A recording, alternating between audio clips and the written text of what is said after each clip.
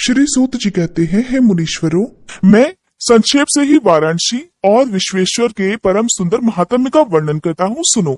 एक समय की बात है कि पार्वती जी ने लोकहित की कामना से बड़ी प्रसन्नता के साथ भगवान शिव से अविमुक्त क्षेत्र और अविमुक्त लिंग का महात्म्य पूछा।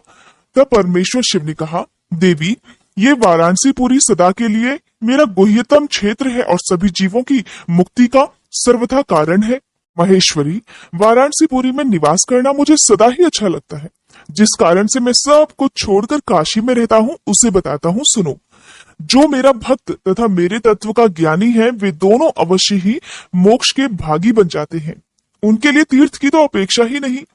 विहित और अविहित दोनों प्रकार के कर्म उनके लिए समान होते हैं। उन्हें जीवन मुक्ति ही समझना चाहिए। वे दोनों कहीं भी मरे तुरंत ही मोक्ष प्राप्त कर लेते हैं। ये मैंने निश्चित बात कही है। हे देवी, इस परम उत्तम अविमुक्त तीर्थों में जो विशेष बात है उसे तो मन लगाकर सुनो। सभी वर्ण और समस्त आश्रमों के लोग, चाहे वे बालक, जवान या बूढ़े कोई भी क्यों ना हो, अगर इस पुरी में अर्थात वाराणसी में आकर मर जाएं तो मुक्त हो ही जाते हैं, इसमें कोई संशय नहीं। स्त्री अपवित्र हो या पवित्र, कुमारी हो या विवाहिता, विधवा हो या बंध्या, रजस्वला, प्रसूता, संस्कारहीना अथवा ऐसी वैसी कैसी भी क्यों ना हो, अगर इस क्षेत्र में मरे तो अवश्य ही मोक्ष की भागिनी हो जाती है, इसमें भी कोई संदेह नहीं। स्वेदज, अंडज, उद्भिज और जरायुज प्राणी जैसे यहाँ मरने पर मोक्ष पाता है, वैसा और कहीं नहीं पाता। देवी, यहाँ मरने वाले के लिए न ज्ञान की अपेक्षा है, न भक्ति की, न कर्म की आवश्यकता है, न दान की, न कभी संस्कृति की अपेक्षा है और न धर्म की ही। यहाँ नाम कीर्तन, पूजन और उत्तम जाति की भी अपेक्षा नहीं होती। जो मनुष्य मेरे इस मोक्षदायक क्षेत्र में निवास करता है, वह चाहे जैसे मरे, उसके लिए मोक्ष की प्राप्ति सुनिश्चित है। प्रिय, मेरा यह दिव्यपुर गुह्य से भी गुह्यतर है। ब्रह्मादि देवता भी इसके महात्म्य को नहीं जानते। इस काशीपुरी में शिव भक्तों द्वारा अनेक शिवलिंग स्थापित किए गए हैं। हे पार्वती, वे संपूर्ण अभीष्टों को देने वाले और मोक्षदायक हैं। चारों दिशाओं में 5-5 कोस फैला हुआ ये क्षेत्र अविमुक्त कहा गया है। ये सब ओर से मोक्षदायक है। जीव को मृत्यु काल में ये क्षेत्र उपलब्ध हो जाए तो उसे अवश्य ही मोक्ष की प्राप्ति होती है। अगर निष्पाप मनुष्य काशी में आकर मरे तो उसे तत्काल ही मोक्ष मिल जाता है, और जो पापी मनुष्य मरता है वह काय व्यूहों को प्राप्त होता है। उसे पहले यातना का अनुभव करके ही पीछे मोक्ष की प्राप्ति होती है, लेकिन मोक्ष मिलता जरूर है। हे देवी, जो इस अविमुक्त क्षेत्र में पाप करता है वह हजारों वर्षों तक भैरवी यातना पाकर पाप का फल भोगने के पश्चात ही मोक्ष पाता है। देवी, जब शुभ और अशुभ दोनों ही कर्म नाश हो जाते हैं तब जीव को सच्चा मोक्ष प्राप्त होता है। अगर किसी ने अपने पूर्व जन्म में आदर पूर्वक काशी का दर्शन किया है, तभी उसे इस जन्म में काशी में पहुंचकर मृत्यु की गति प्राप्त हो जाती है। जो मनुष्य काशी जाकर गंगा जी में स्नान करता है, उसके क्रियमाण और संचित कर्म का नाश हो जाता है, परंतु प्रारब्ध कर्म भोगे बिना नष्ट नहीं होता, ये निश्चित बात है। अर्थात जो जैसे कर्म करता है उसे उसका फल अवश्य ही भोगना होता है। जिसकी काशी में मुक्ति हो जाती है उसके प्रारब्ध कर्म का भी क्षय हो जाता है। प्रिय, जिसने एक ब्राह्मण को भी काशी वास करवाया है वह स्वयं भी काशी वास का अवसर पाकर मोक्ष लाभ करता है। अब सुनिए त्र्यंबकेश्वर ज्योतिर्लिंग के बारे में। सूत जी कहते हैं, मुनिवरों सुनो, मैंने सदगुरु व्यास जी के मुख से जैसी सुनी है उसी रूप में एक पाप नाशक कथा तुम्हें सुना रहा हूँ। पूर्व काल की बात है। गौतम नाम से विख्यात एक श्रेष्ठ ऋषि रहा करती थी, जिनकी परम धार्मिक पत्नी का नाम अहिल्या था। दक्षिण दिशा में जो ब्रह्मगिरी है वही उन्होंने 10,000 वर्षों तक तपस्या की थी। उत्तम व्रत का पालन करने वाले हे महर्षियों, एक समय वहां 100 वर्षों तक बड़ा भयानक अकाल हो गया। सब लोग महान दुख में पड़ गए। इस भूतल पर कहीं गीला पत्ता भी नहीं दिखाई देता था। फिर जीवों का आधारभूत जल भला कहां से दिखाई देता। उस समय मुनि, मनुष्य, पशु, पक्षी और मृग सभी वहां से 10 दिशाओं को चले गए। तब गौतम ऋषि ने 6 महीने तक कठिन तपस्या करके वरुण देव को प्रसन्न किया। वरुण देव ने प्रकट होकर वर मांगने को कहा। ऋषि ने वर्षा के लिए प्रार्थना की। तब वरुण देव कहने लगे कि देवताओं के विधान के विरुद्ध वर्षा ना करके मैं तुम्हारी इच्छा के अनुसार तुम्हें सदा अक्षय रहने वाला जल देता हूँ। तुम एक गड्ढा तैयार करो। उनके ऐसा कहने पर गौतम ऋषि ने एक हाथ गहरा गड्ढा खोदा और वरुण देव ने उसे दिव्य जल के द्वारा भर दिया। फिर परोपकार से सुशोभित होने वाले मुनिश्रेष्ठ गौतम से कहा कि हे महामुने, कभी क्षीण ना होने वाला यह जल तुम्हारे लिए तीर्थ रूप होगा और पृथ्वी पर तुम्हारे ही नाम से इसकी ख्याति होगी। यहाँ किए हुए दान, होम, तप, देव पूजन और पितरों का श्राद्ध सभी अक्षय होंगे। ऐसा कहकर उन महर्षि से प्रशंसित होकर वरुण देव अंतर्ध्यान हो गए। उस जल के द्वारा दूसरों का उपकार करके महर्षि गौतम को भी बड़ा सुख मिला। महात्मा पुरुष का आश्रय मनुष्यों के लिए महत्व की ही प्राप्ति कराने वाला होता है। महान पुरुष ही महात्मा के उस स्वरूप को देखते और समझते हैं, दूसरे अधम मनुष्य कभी नहीं देख पाते। मनुष्य जैसे पुरुष का दर्शन करता है वैसा ही फल पाता है। फिर गौतम जी वहां उस परम दुर्लभ जल को पाकर विधि पूर्वक नित्य नैमित्तिक कर्म करने लगे। उन मुनीश्वर ने वहां नित्य होम की सिद्धि के लिए धान, जौ और अनेक प्रकार के निवार बो दिए। इस तरह के धान, भांति भांति के वृक्ष और अनेक प्रकार के फल फूल वहां लहलहा उठे। ये समाचार सुनकर वहां दूसरे दूसरे सहस्त्रों ऋषि, मुनि, पशु, पक्षी और बहुसंख्यक जीव आकर फिर से रहने लगे। वह वन इस भूमंडल पर सबसे सुंदर हो गया। उस अक्षय जल के संयोग से अनावृष्टि वहां के लिए दुखदायिनी नहीं रह गई, अर्थात अकाल यानी कि बिना वर्षा के लिए भी वहां रहना सुखदायक हो गया। उस वन में अनेक शुभ कर्म परायण ऋषि अपने शिष्य, अपनी पत्नी और पुत्र आदि के साथ वास करने लगे। उन्होंने काल क्षेप करने के लिए वहां धान बोआ दिए। गौतम जी के प्रभाव से उस वन में सब ओर आनंद छा गया। वर्षा ना होने के कारण जिस क्षेत्र को निर्जन समझकर सभी लोगों ने उस क्षेत्र का त्याग कर दिया था, वे वापस आकर वहां खुशी से रहने लगे। एक बार वहां गौतम के आश्रम में आकर बसे हुए ब्राह्मणों की पत्नियां जल को लेकर अहल्या पर नाराज हो गई। उन्होंने अपने पतियों को उकसाया। उन लोगों ने गौतम का अनिष्ट करने के लिए गणेश जी की आराधना की। भक्त पराधीन गणेश जी ने प्रकट होकर वर मांगने के लिए कहा। तब वे बोले कि भगवान, अगर आप हमें वर देना ही चाहते हैं तो कोई ऐसा उपाय कीजिए जिससे समस्त ऋषि डांट फटकार कर गौतम को आश्रम से बाहर निकाल दे। गणेश जी ने सुना तो कहा, ऋषियों, तुम सब लोग सुनो, इस समय तुम ये उचित कार्य नहीं कर रहे हो।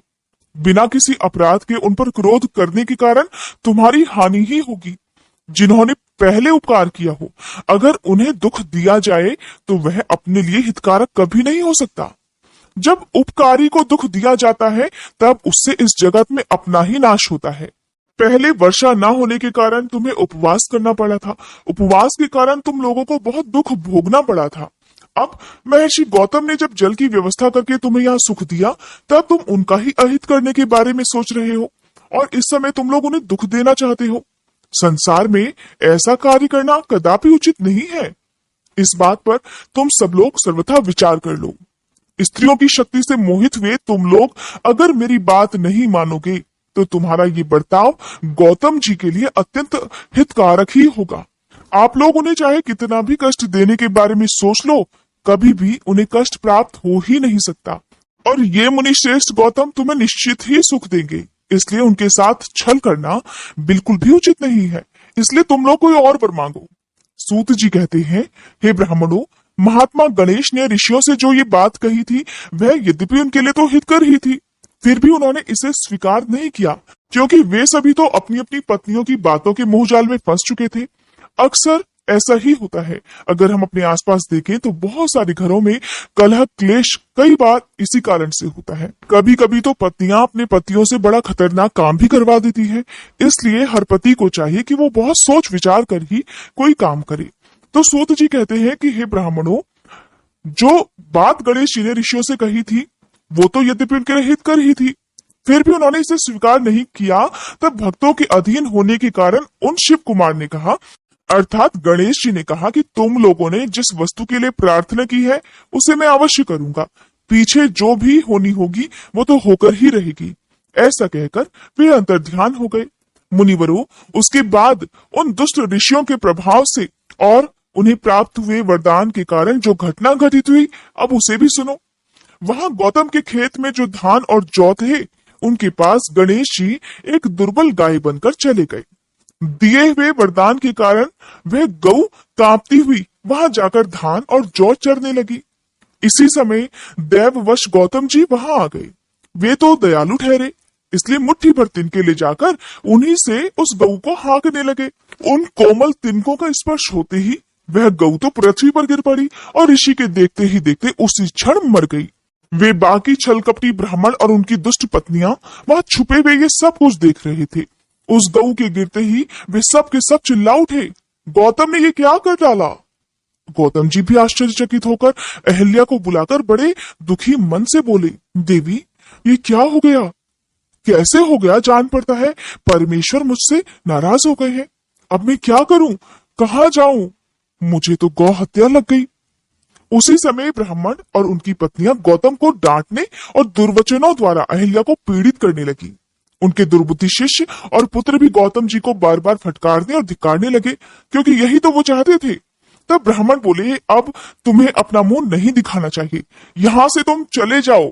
गौ हत्यारे का मुंह देखने पर तत्काल वस्त्र सहित स्नान करना चाहिए। जब तक तुम इस आश्रम में रहोगे तब तक अग्निदेव और पितर हमारे दिए हुए किसी भी हव्य कव्य को ग्रहण नहीं करेंगे।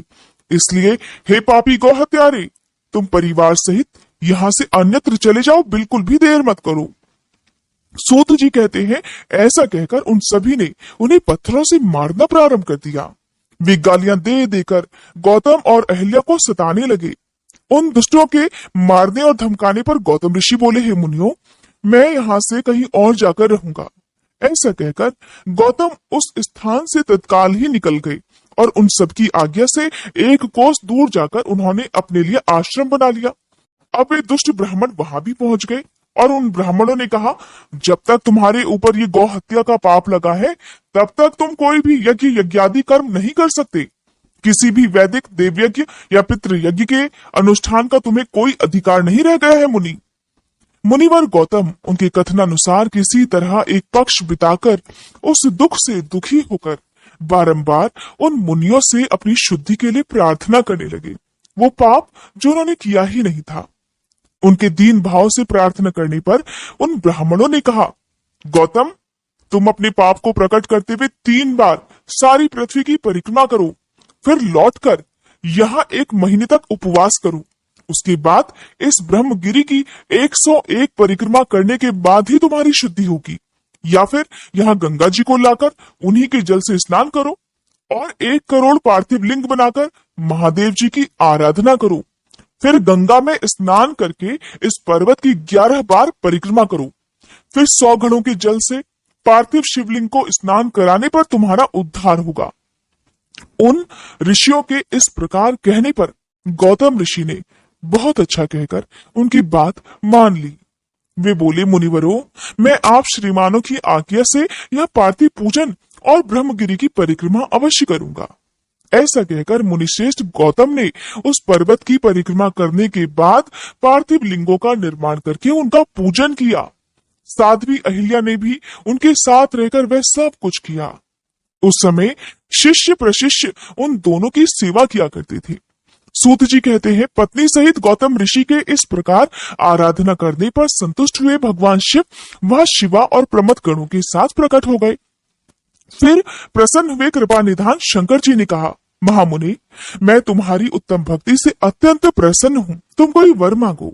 उस समय महात्मा शंभु के सुंदर रूप को देखकर आनंदित हुए गौतम जी ने भक्ति भाव से शंकर जी को प्रणाम करके उनकी स्तुति की। लंबी स्तुति और प्रणाम करके दोनों हाथ जोड़कर वे उनके सामने खड़े हो गए और बोले, हे देव, मुझे निष्पाप कर दीजिए। भगवान शिव ने कहा, मुने, तुम धन्य हो, कृत कृत्य और सदा ही निष्पाप हो। इन दुष्टों ने तो तुम्हारे साथ छल किया है। जगत के लोग तुम्हारे दर्शन से पाप रहित हो जाते हैं, फिर सदा मेरी भक्ति में तत्पर रहने वाले तुम क्या पापी हो? मुने, जिन दुरात्मा ने तुम पर अत्याचार किया है वे ही पापी, दुराचारी और हत्यारे हैं। उनके दर्शन करने से दूसरे लोग तो पापी खुद ही हो जाएंगे।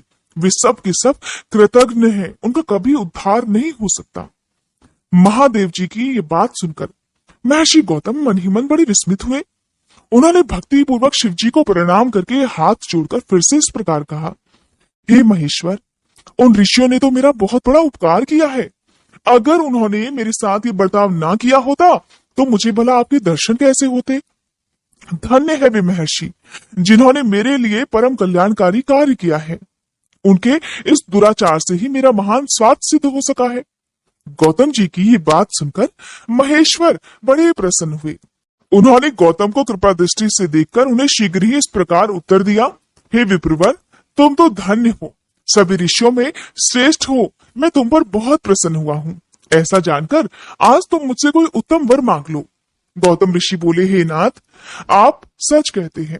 फिर भी 5 आदमियों ने जो कुछ भी कह दिया या कर दिया वह अन्यथा तो नहीं हो सकता, इसलिए जो हो गया सो हो रहे।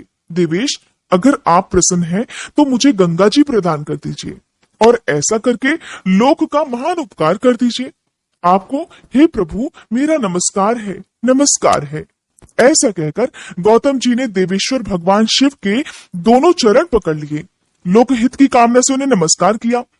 तब शंकर जी ने पृथ्वी और स्वर्ग के सारभूत जल को निकालकर, जिसे उन्होंने पहले से ही रख छोड़ा था, और विवाह में ब्रह्मा जी के दिए हुए जल में से जो कुछ भी शेष रह गया था वह सब भक्त वत्सल शंभु ने उन गौतम मुनि को दे दिया।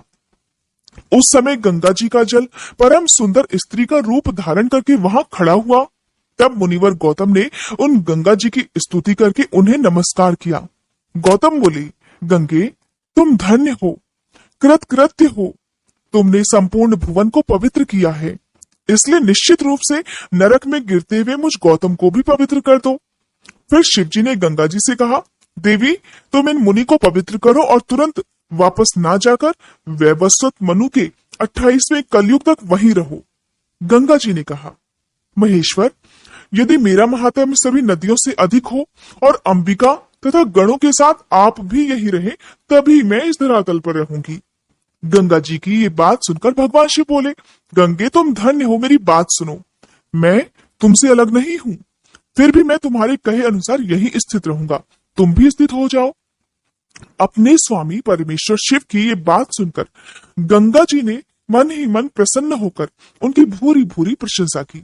इसी समय देवता, प्राचीन ऋषि, अनेक उत्तम तीर्थ और नाना प्रकार के क्षेत्र वहीं आ पहुंचे। उन सबने बड़े आदर से जय जयकार करते हुए गौतम, गंगा तथा गिरिशाई शिव का पूजन किया। फिर उन सभी देवताओं ने शीश झुकाकर, हाथ जोड़कर उन सबकी प्रसन्नता पूर्वक स्तुति की। उस समय प्रसन्न हुई गंगा जी और गिरीश ने उनसे कहा, हे श्रेष्ठ देवताओं, वर मांगो। तुम्हारा प्रिय करने की इच्छा से वह वर हम तुम्हें अवश्य देंगे। देवतागण बोले, हे देवेश्वर, अगर आप संतुष्ट हैं और सरिताओं में श्रेष्ठ है गंगे, अगर आप भी प्रसन्न हैं तो हमारा और मनुष्यों का प्रिय करने के लिए आप लोग कृपा पूर्वक यहाँ निवास कीजिए। गंगा जी बोली, देवताओं, फिर तो सबका प्रिय करने के लिए आप लोग स्वयं ही यहाँ आकर क्यों नहीं रह लेते। मैं तो गौतम जी के पाप को धोने के लिए जैसे आई हूँ उसी तरह वापस लौट जाऊंगी। आपके समाज में यहाँ मेरी कोई विशेषता समझी जाती है, इस बात का पता मुझे कैसे लगे। अगर आप यहाँ मेरी विशेषता सिद्ध कर सके तो मैं अवश्य यहाँ रहूंगी, इसमें कोई संशय नहीं। सभी देवताओं ने कहा, हे सरिताओं में श्रेष्ठ गंगे, सबके परम सुहृत बृहस्पति जी जब जब सिंह राशि पर स्थित होंगे तब तब हम सब लोग यहाँ आया करेंगे, इसमें कोई संशय नहीं।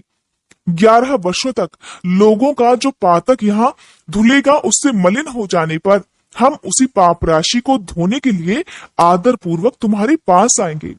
हमने ये सर्वथा सच्ची बात कही है। हे गंगे, हे महादेवी, अतः तुमको और भगवान शंकर को समस्त लोकों पर अनुग्रह तथा हमारा प्रिय करने के लिए यहाँ नित्य निवास करना ही चाहिए। गुरु जब तक सिंह राशि में रहेंगे तभी तक हम लोग यहाँ निवास करेंगे। उस समय तुम्हारे जल में त्रिकाल स्नान और भगवान शंकर का दर्शन करके हम फिर से शुद्ध हो जाएंगे। फिर तुम्हारी आज्ञा लेकर अपने अपने स्थान को लौट जाएंगे। सूत जी कहते हैं, इस प्रकार उन देवताओं ने तथा महर्षि गौतम की प्रार्थना करने पर भगवान शंकर और सरिताओं में श्रेष्ठ गंगा जी दोनों वहीं पर स्थित हो गए। वहां की गंगा गौतमी अर्थात गोदावरी के नाम से विख्यात हुई और भगवान शिव का वह ज्योतिर्मय लिंग त्रयंबक कहलाया, जो कि नासिक में स्थित है। यह ज्योतिर्लिंग महान पापों का नाश करने वाला है। उसी दिन से लेकर जब जब बृहस्पति सिंह राशि में स्थित होते हैं, तब तब सभी तीर्थ क्षेत्र, देवता, पुष्कर आदि सरोवर, गंगा आदि नदियां तथा श्री विष्णु आदि देवगण अवश्य ही गौतमी के तट पर पधारते और वास करते हैं। वे सब जब तक गौतमी के किनारे रहते हैं, तब तक अपने अपने स्थान पर उनका कोई फल नहीं होता। जब वे अपने क्षेत्र में वापस लौट जाते हैं, तभी वहां इनके सेवन का फल प्राप्त होता है। यह त्र्यंबक नामक प्रसिद्ध ज्योतिर्लिंग गौतमी के तट पर स्थित है और बड़े बड़े पापों का नाश करने वाला है। जो भक्ति भाव से इस त्र्यंबक लिंग का दर्शन, पूजन, स्तवन और वंदन करता है, वह समस्त पापों से मुक्त हो जाता है। गौतमी के द्वारा पूजित त्र्यंबक नामक ज्योतिर्लिंग इस लोक में समस्त अभीष्टों को देने वाला तथा परलोक में उत्तम मोक्ष प्रदान करने वाला है। मुनीश्वरों, इस प्रकार तुमने जो कुछ भी पूछा था वह सब मैंने कह सुनाया। अब और क्या सुनना चाहते हो कहो, मैं उसे भी तुम्हें बताऊंगा, इसमें कोई संशय नहीं।